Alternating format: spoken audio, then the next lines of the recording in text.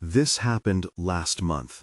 I'm 35 and trying to revive my photography career after a bad breakup. I thought capturing the Zócalo's vibrant life would help me find inspiration. It was just another evening, full of noise and movement. I felt comfortable there, surrounded by street performers and food vendors. I never stopped thinking about what happened next. I set up my camera, adjusting the lens as I focused on a group of dancers. The square was alive, but something felt different. It was hard to explain. After taking a few shots, I felt a chill run down my spine. I dismissed it, telling myself it was just the cool evening air.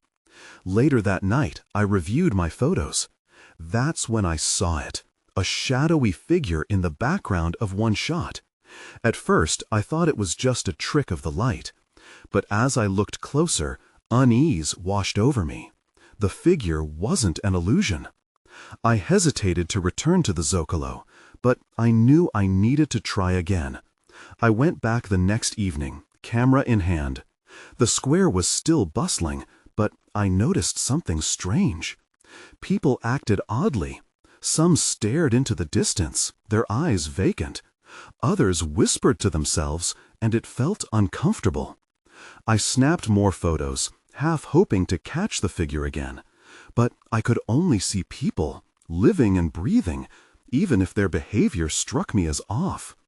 I looked through the viewfinder and caught glimpses of that shadow again. It was more defined, darker than the background. My anxiety grew. Over the next few days, I kept returning. The shadow crept into my photographs each time.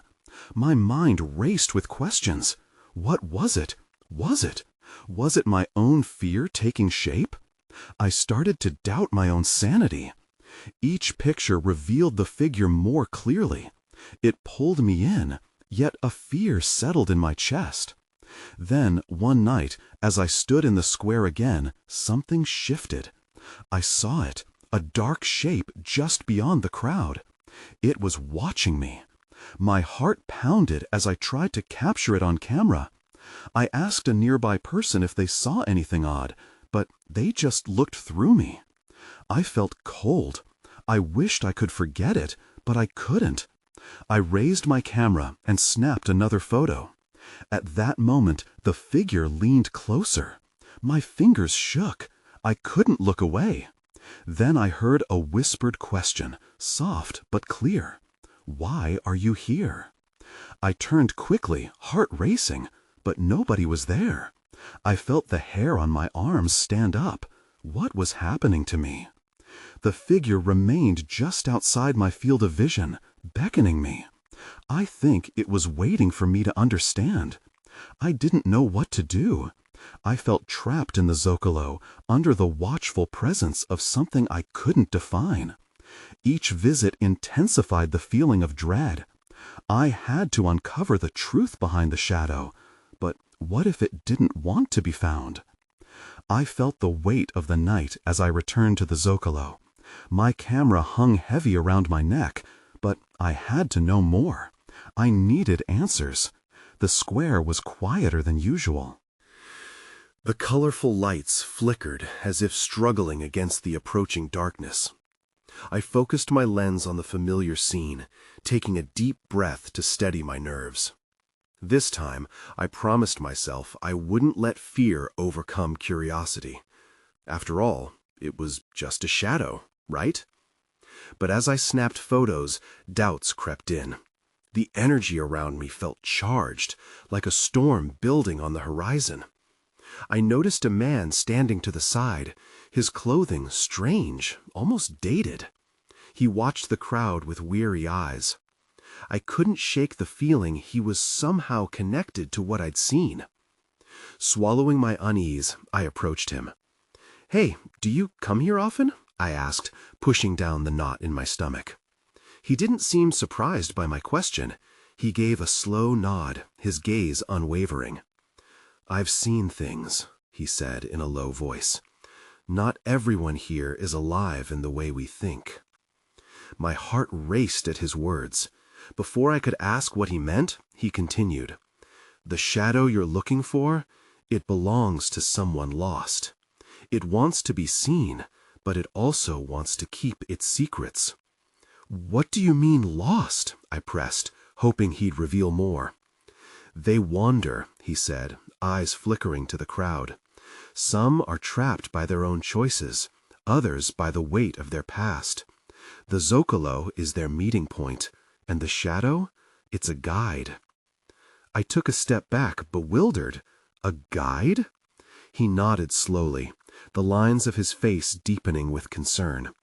It's not just a shadow, it's a reminder of something left unfinished.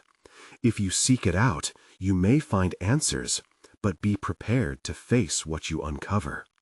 Feeling a mixture of terror and intrigue, I asked, how do I confront it? Follow the whispers, he replied cryptically.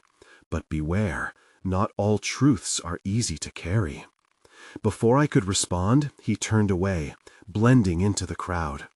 My heart pounded as I scanned the area, searching for him. But he was gone, as if swallowed by the shadows he spoke of. I raised my camera to take a picture of the square one last time, and that's when I took notice. There it was, again, the shadow, now clearer than ever. It hovered at the edge of the crowd, pulling me closer. My breath caught in my throat as I felt a powerful compulsion to approach.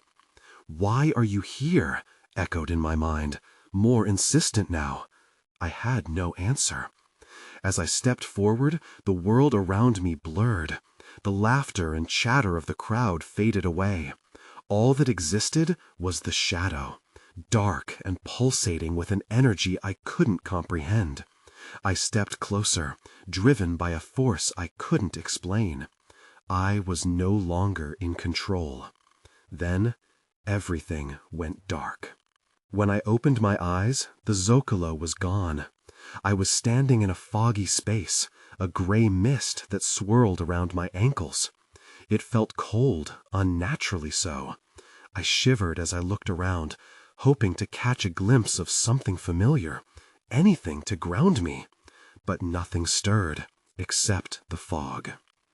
I listened intently, straining to hear any sounds beyond the silence that enveloped me.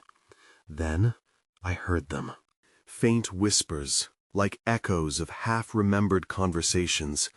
They floated in the air around me, sweet and melancholic, urging me forward. It was then that I remembered the man's words about following the whispers. "Stay calm," I murmured to myself. "Just explore." I took a cautious step, and with each movement, the whispers grew louder, more distinct. "Help us, find peace, remember," they urged. My heart raced again, this time out of a mix of fear and curiosity. Who were they? What did they want from me? As I moved deeper into the fog, shapes began to emerge. Figures drifted past me, their forms indistinct, almost like shadows themselves. I could make out the outlines of faces, twisted in expressions of sorrow, lost in their own world. Panic clawed at my throat, but I knew I had to press on. Then I caught a glimmer out of the corner of my eye. It was coming from a figure standing further away, slightly illuminated by an otherworldly light. My instinct screamed at me to turn back. Who or what was that? But something compelled me to approach. "Please," I heard it say, a voice strained and desperate. "You must listen." I halted, breath held tight. As I stepped closer, the fog thinned around the figure. It was a woman, her face drawn with anguish. "I've waited for so long," she whispered, her eyes piercing through the haze. "You have to help me find him. He's lost." "What do you mean?" I stammered, my voice trembling. "Who is lost?" The woman pointed into the depths of the fog, her hand shaking. "The shadow, it took him. You can bring him back." The weight of her words sank into me like lead. I began to shake my head, feeling overwhelmed. I don't know how. I don't even know him." "But you do," she insisted, her voice growing stronger. "You saw him. You felt him." I stepped back, grappling with panic. The shadows glided closer, watching me. "What if I can't find him?" I asked, desperate for clarity. "Then you will lose us all," she said. Suddenly, the scene shifted. The ground beneath me began to tremble. I lost my footing and fell to the ground, the fog swirling violently around me. "No!" I shouted, as the whispers grew into a cacophony. Then, everything turned black again. When I awoke, I was back in the Zócalo. People milled around, oblivious to what had just happened. My heart was pounding wildly. Had it all been a dream? But when I looked down, my camera was still in my hands, the lens fogged over. I knew this was just the beginning. Whatever I had discovered, whatever had happened, was far from over. I had to find out who the woman was and what had happened to the one she called lost. There was no turning back now. The following day, I returned to the Zócalo, my heart racing with anticipation. I felt a mix of fear and determination as I navigated through the crowd. The same vendors were setting up their stands, families laughed, and children chased each other, yet I felt like an outsider looking in. I knew I had to find some clue about the woman. What was her name? Her story? I wandered toward a cafe on the corner, hoping the familiar scent of coffee might steady my nerves. As I sipped my drink, I scanned the bustling square. Nothing felt out of place, yet something tugged at my gut. Then, out of the corner of my eye, I spotted a man sitting alone by a fountain. He had a haunting familiarity to him, like a shadow caught in the periphery of my mind. What if he knew something? I approached cautiously, careful not to startle him. "Excuse me," I said, my voice barely above a whisper. He looked up, and I froze. His eyes were the same color as the fog, the same sadness. "I know why you're here." "What do you mean?" My pulse quickened. "Who are you?" "Someone who has seen her," he replied. "Someone who felt him." I felt a chill run through me. "Who are you talking about? The woman? The one who needs help?" He nodded. "She's searching for him, just as you are." The intensity of his gaze was unnerving. "But the shadow is dangerous. It doesn't just take, it consumes." "Consume?" I echoed, a knot forming in my stomach. "What are you saying?" "The boy she lost." He hesitated, searching for the right words. "His name is Emiliano. He was taken into the fog, and if you don't find him soon, the whispers will be lost too." "Whispers?" I asked, struggling to grasp his meaning. "What do they have to do with him?" "They guide the lost," he said, his voice dropping to a whisper. "But they can lead you astray if you're not careful. You must go back to the fog." "What?" I shouted, startling him. "I can't just jump back into that nightmare. I have no idea how to save him." He leaned closer, eyes intense. "You have to trust in the whispers. They know you. You've already begun to remember." The weight of his words settled over me. What did I remember? I took a step back, wrestling with doubt and fear. I didn't want to dive back into that place. What if I lost myself too? "Find the shadow, and you will find him," he insisted, urgency creeping into his voice.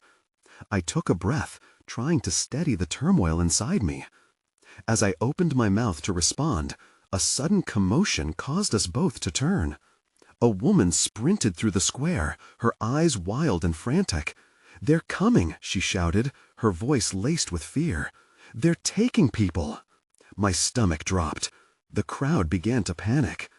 "Please," the man urged, "you must go now, before it's too late." I wasn't sure if I could confront the darkness again, but one thing was clear. I had to act. I had to return to the fog and face the shadows that awaited me. As chaos erupted around me, I felt a spark of resolve. I could either run or step forward into the unknown. That was when I noticed it, a shadow flickering at the edge of the fountain, silently beckoning me. Swallowing hard, I made my decision. I would find Emiliano, no matter the cost. I stepped toward the flickering shadow, heart pounding in rhythm with the chaos swirling around me. The crowd surged forward, people screaming and pushing one another in every direction. I pushed through the throngs, my gaze fixed on the shape that seemed to dance just out of reach. "Wait!" I shouted, but the shadow darted to the side. It led me away from the square and down a narrow alley. The sounds of panic faded into a dull murmur behind me. Adrenaline surged within me. I didn't know where I was going, but something urged me to follow.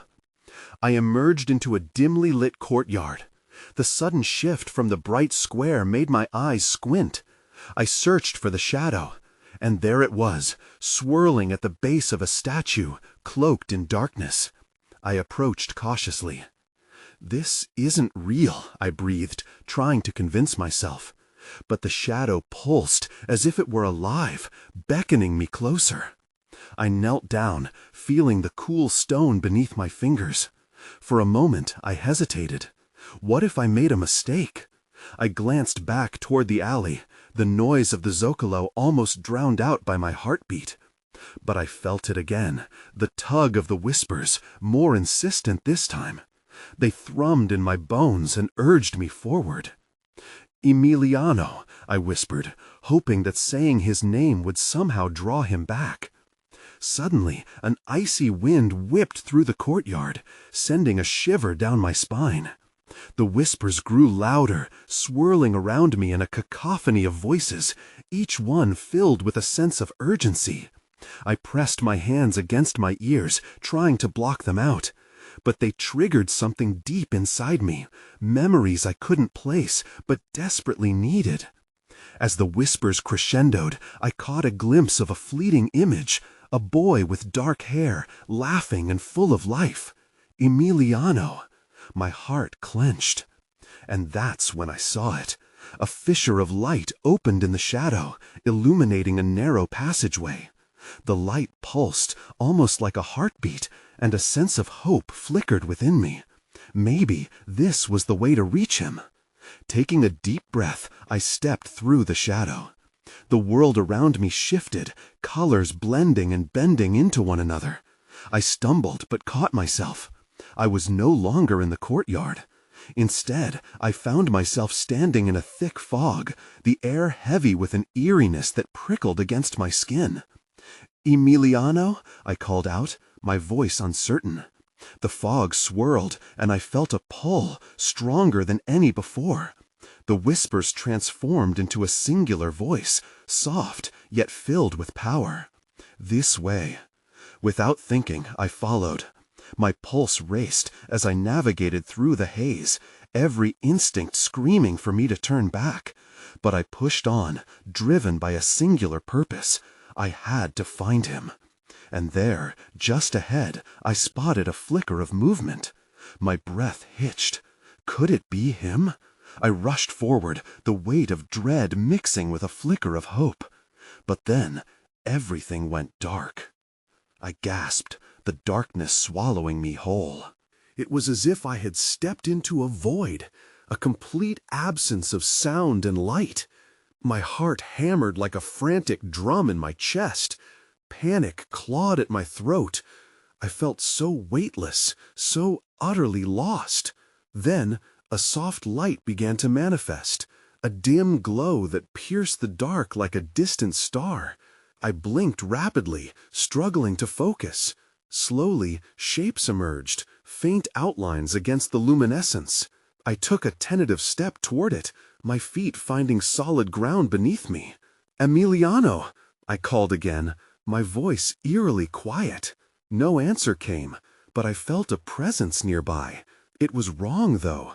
A chill settled deep within me, and I realized that whatever was near didn't feel human.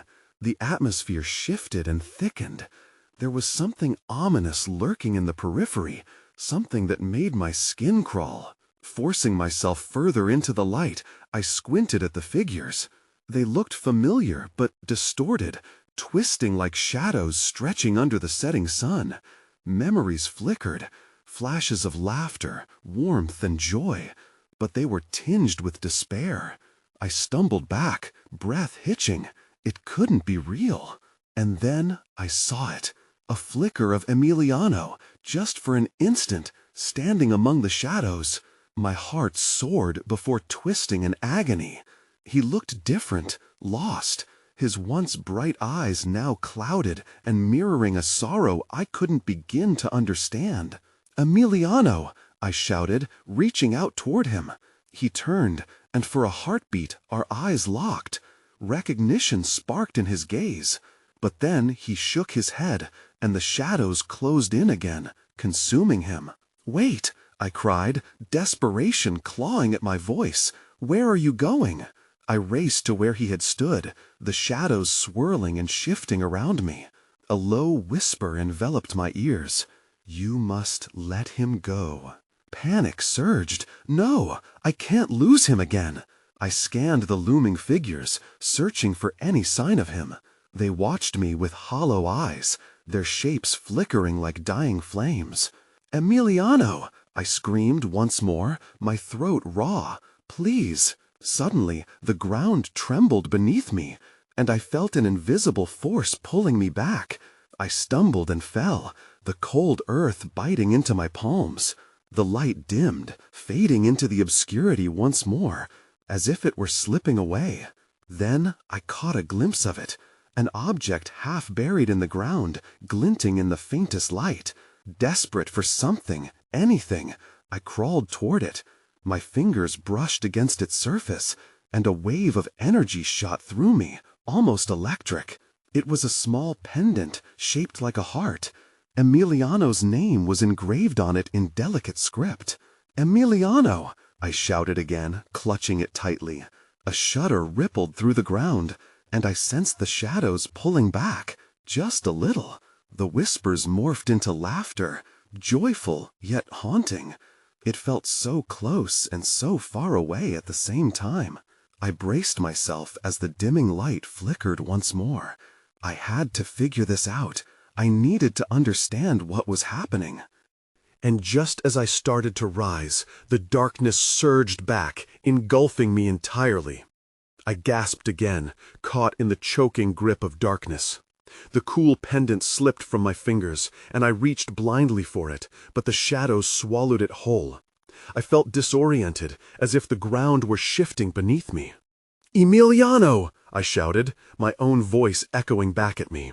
Panic styled itself into something sharp, slicing through the haze. Then a low rumble, almost like a growl, reverberated through the inky void. I stiffened, dread pooling in my stomach. Something was moving, prowling around me, lurking just out of sight. My pulse quickened as I strained to listen. I forced a quiet breath and tried to remember the warmth of the pendant. It had felt alive, filled with energy. I mentally retraced my steps to find it in the darkness, but the shadows tightened, wrapping around me like a cold embrace. Think, I whispered to myself. What did I know? Emiliano had been here. This was somehow connected to him. The figures, the laughter, they weren't just figments. They felt trapped, like they were piecing together a puzzle that had long been discarded. Then a soft whisper swept through the air, too faint to understand. "Find the heart," it said, though it felt more like a command than a suggestion. I tried to summon courage and fought against the feeling of despair. "Where is it?" I shouted. "What heart?" The darkness stirred, and the figures I had seen before re-emerged, flickering into view. I almost didn't recognize them, their shapes twisting and shifting. But I saw them clearly through the veil of fear. Eyes wide and desperate, mouths moving silently. They looked as if they were trying to speak, to communicate something vital. "Emiliano!" I cried again. A part of me believed he was there among them. I needed to find him, to drag him back from whatever abyss held him. A sharp tugging sensation pulled at my right arm. I swung it around, but there was nothing there. Then I felt it, a slight warmth, A flicker of light at my fingertips. My hand brushed against something smooth, and I grasped it tight. The pendant. I had found it again, somehow. In that moment, a surge of energy radiated outward, illuminating the darkness. The shadows recoiled, retreating as if pushed away by an unseen force. But just when I thought the light would banish the void entirely, it flickered and dimmed, slowly giving way to a ghastly silhouette emerging from the black.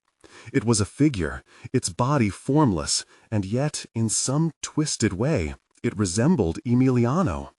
"Help me," it crooned, the voice a distorted echo of his.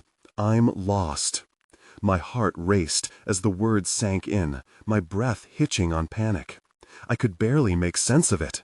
Was this even him? "Where are you?" I shouted, fighting the tremor in my voice. The darkness twisted, and shadows slithered closer, wrapping around me like chains. I didn't know if he meant the darkness or something else entirely. "Find the heart," he repeated, his face contorting with emotion. Suddenly, the coldness grasping me tightened fiercely. The shadows sprang back, a sharp hiss cutting through the air. It felt alarmingly predatory, like the darkness itself had sent out a warning. I realized then that I wasn't alone. Something was watching us. My breathing quickened, and a rising sense of urgency filled me. I needed to escape, to understand what was happening before it was too late. Just as I turned to flee, the figure shifted, and I heard him whisper one last time, "Trust the heart." And then everything went dark again. I jolted awake, the remnants of darkness still clinging to me. My chest heaved, and I fought to steady my breath. I opened my eyes, squinting against a harsh light that seemed to slice through the gloom. Where was I? The walls around me were solid and cold, painted in dull grays that absorbed the light instead of reflecting it. A shiver traveled down my spine as I scanned the room. It looked like a small storage space or a dimly lit cellar. In the far corner stood a crumbling stone shelf cluttered with dust-covered trinkets and forgotten relics. The air smelled musty, like something ancient and lost. I pushed myself off the ground, wincing at the dull ache in my limbs. I had to find a way out. Panic bubbled in my throat as memories of the figure flickered back. Emiliano's face twisted in fear. The shadows, the whispers. I needed answers. I staggered to my feet and moved carefully toward the shelf. I reached out, brushing my fingers against the objects. A rusted compass, a cracked porcelain doll, a faded photograph. Each item seemed to pulse with memories, but none of them felt like the heart. I wanted to scream out for Emiliano, but fear swallowed my voice. My heart pounded as I moved deeper into the room. There was something else here. I could feel it. A prickle at the back of my neck, a sense I was being watched. I swallowed hard and focused on finding whatever tied me to this place. Then I saw it, a shimmer tucked away in the corner, half hidden beneath a pile of tattered cloths. It glinted like a beacon, and an overwhelming urge pulled me closer. I brushed away the fabric to reveal a small box, intricately carved, with a heart engraved on its surface. I hesitated, suddenly consumed with doubt. What if this was a trap? But then I thought of Emiliano, of the figure calling out to me. I have to. With trembling hands, I opened the box. Inside rested a glowing gem, pulsating softly in hues of deep red and gold. The moment I touched it, a surge of warmth coursed through my fingers and set off a chain reaction in my mind. Images of Emiliano surrounded me, his laughter, the warmth of his smile, the darkness that swallowed him. Emiliano, I called out, the name erupting from my throat with desperate urgency. I knew at that moment that this was what he meant by the heart. Before I could process it fully, a dark shadow loomed behind me in the doorway. The air shifted, heavy with an oppressive force. I turned, and there it was, an outline of a menacing figure, a face obscured in the shifting shadows. "Who are you?" I shouted, clutching the box tightly against my chest. I could feel the heart's warmth radiating into my skin, and I steadied myself. The figure stepped forward, and the air grew colder. "You shouldn't have come here." I realized with dawning horror that the darkness hadn't just been a backdrop. It now had a face, and it was staring right at me. I froze, the cold air pressing in around me. My grip tightened on the box as the figure stepped into the light. It was tall, wearing a long, tattered coat that looked like it had seen better days. Shadows clung to it like a second skin, twisting and writhing with every movement. I was desperate to look away, but I couldn't. "Who are you?" I repeated, my voice a thin whisper, but I couldn't back down now. I had to know. "My name is of no consequence," it said, in a voice that was both sinister and oddly calm. It sent chills down my spine. I felt the pulsating gem in my hand, its warmth contrasting with the frigid air around us. "Emiliano," I called out again, hoping for a response, hoping for anything that might break this horrible standoff. The figure's lips curled into a mocking smile. "He's lost, much like you are," it said. "It was never meant for you to find that." It pointed a finger, and a ripple of darkness surged through the room, almost tangible. "Why are you holding him?" I found my voice, though it wavered with fear. "He's merely a pawn in this game," it replied, stepping closer. The shadows seemed to elongate behind it, reaching like fingers hungry for the light. A surge of defiance coursed through me. "I'll do whatever it takes to save him," I shouted, surprising myself with the strength of my words. The figure paused, tilting its head, as if considering my resolve. "You don't understand what you're asking for," it said slowly, eyes narrowing. "The heart comes with a price. And I'm willing to pay it." The words slipped out before I could think. Was I really prepared to make a deal with this creature? The glow of the gem flickered in response to my determination. "Very well," the figure said, a grin stretching across its shadowed face. "But know this, once you cross that line, there's no turning back." Before I could respond, a deafening crash echoed outside the room. My heart lurched. This was not just a confrontation. Something else was happening. I turned instinctively, drawn to the noise. "What was that?" I asked, heart racing as I peered toward the doorway. "Nothing you want to concern yourself with," the figure insisted, but I could see its posture stiffening. Ignoring its warning, I moved closer to the entrance. The shadows shifted nervously. Just then, the ground shook beneath me, and the dim light flickered. "That's what happens when you meddle in things beyond your control," the figure hissed. The shadows swelled around it, darkening the already grim space. My instinct screamed at me. I had to escape. But then I heard it, a faint cry, a rasp of desperation born from pain. It was Emiliano. "Emiliano!" I shouted again, pain stabbing through me. I stepped towards the door, heart pounding, ready to fight, ready to do anything to break through that chaos. And then everything went dark. When I opened my eyes again, I was back in the Zócalo, the vibrant square alive with the sounds of laughter and music.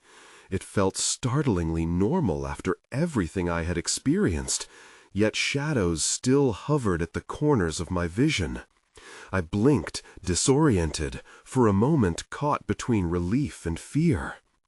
People streamed past me, oblivious to the turmoil I had just faced.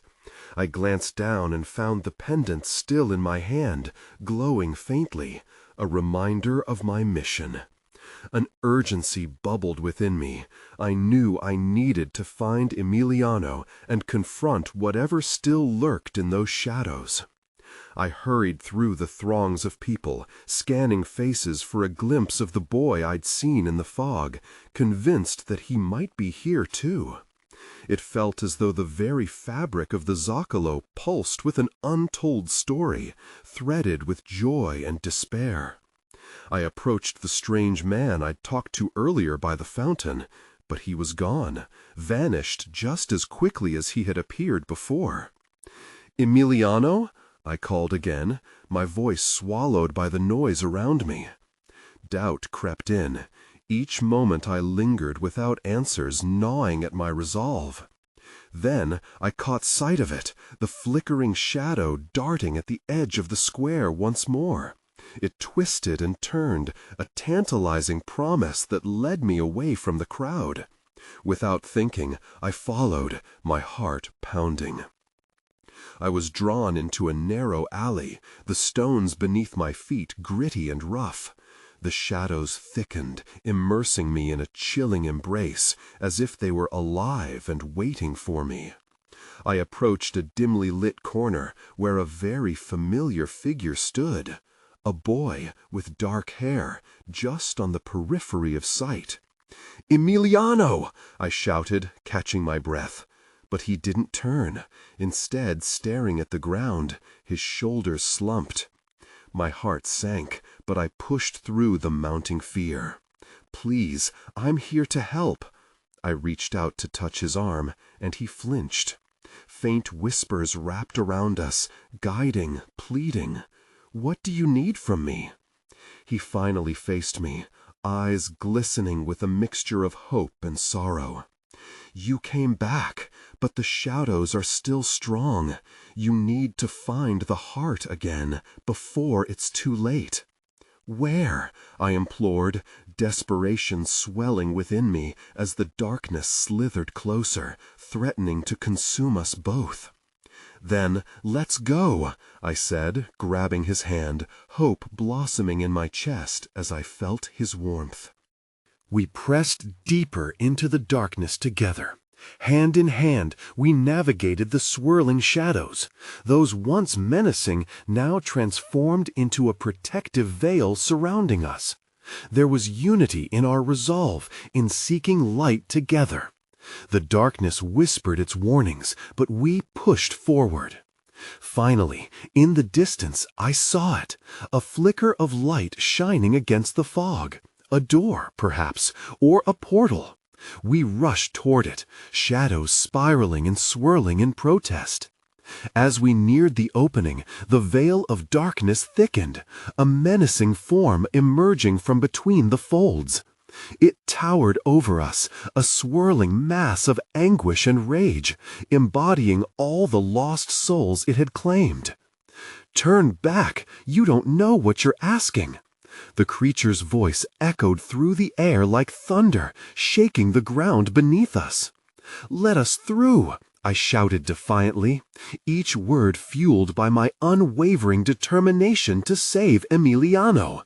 The gem in my pocket pulsed with resonance, matching the beat of my heart.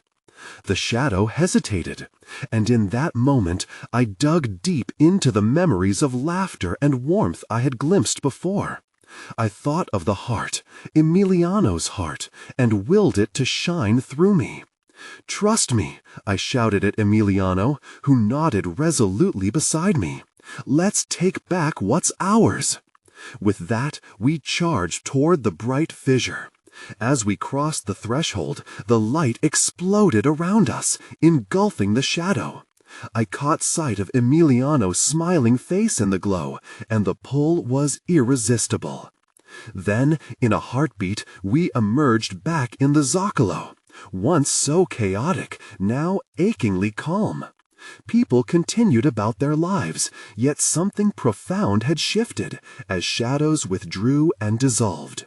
I glanced down, realizing that the pendant had transformed, now shimmering as a brilliant heart. But as I turned to Emiliano, a deep ache settled in my chest. He hadn't followed me through entirely. He smiled, a ghost of a grin, as he began to fade away. "I'll be waiting," he breathed before vanishing, leaving me alone in the vibrant square. I clutched the heart pendant tightly. I felt a mix of triumph and sorrow. The shadows had been vanquished, yet there were still pieces left unresolved. As I gazed around at the familiar Zócalo, life bustling around me, I couldn't shake the feeling that I would have to face the darkness again. Maybe one day I'd seek it out, not just for the shadows, but for him. Would I ever discover the full truth of that night? The line between light and dark still felt drawn, waiting for me to step back into its depths. And that uncertainty, it lingered, haunting me like the whispers of the lost.